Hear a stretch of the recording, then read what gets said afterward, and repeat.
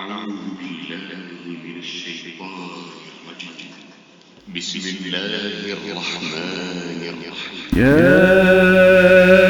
أيها الذين آمنوا لا تدخلوا بيوتا غير بيوتكم حتى تستأنسوا وتسلموا على أهلها، ذلكم خير لكم لعلكم تذكرون.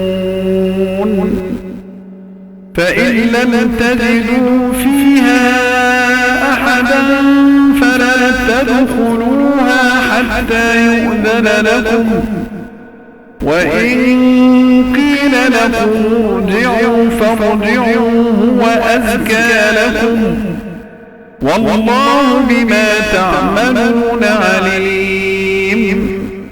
ليس عليكم جناح أن تدخلوا بيوتا غير مسكونة فيها متاع لكم، والله يعلم ما تبدون وما تكتمون.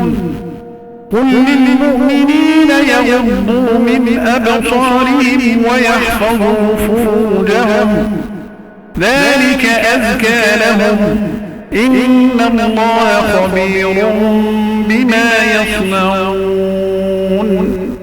وقل للمؤمنات يغضضن من أبصارهن ويحفظن فروجهن ولا يبدين زينتهن إلا ما ظهر منها، وليضربن بخمرهن على جيوبهن ولا يبدين زينتهن إلا لبعولتهن أو آبائهن أو آباء بعولتهن أو أبنائهن أو أبناء بعولتهن أو إخوانهن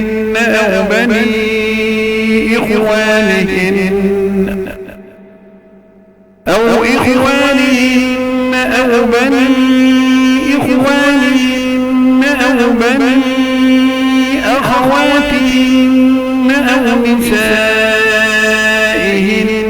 أو ما ملكت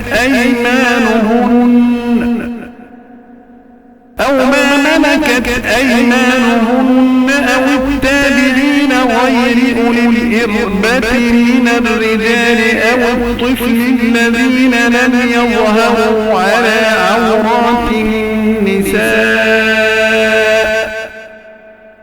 ولا يضربن بأرجلهن ليعلم ما يخفين من زينتهن. وتوبوا إلى الله جميعا أيها المؤمنون لعلكم تفلحون. وأنكحوا الأيام منكم والصالحين من عبادكم وإمائكم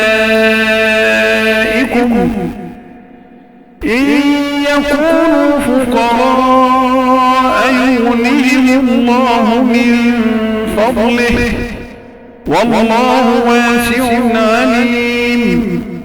وليستعفف الذين لا يجدون نكاحا حتى يغنيهم الله من فضله، والذين يبتغون الكتاب مما ملكت أيمانكم فكاتبوهم إن علمتم فيهم خيرا، وآتوهم من مال الله الذي آتاكم، ولا تكرهوا فتياتكم على البغاء إن أردنا تحصنا لتبتغوا عرض الحياة الدنيا، ومن يكرههن فإن الله من بعد إكراههن غفور رحيم.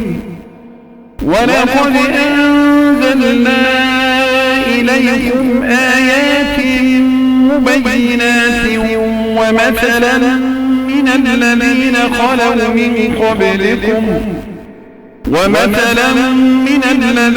خلوا من قبلكم وموعظة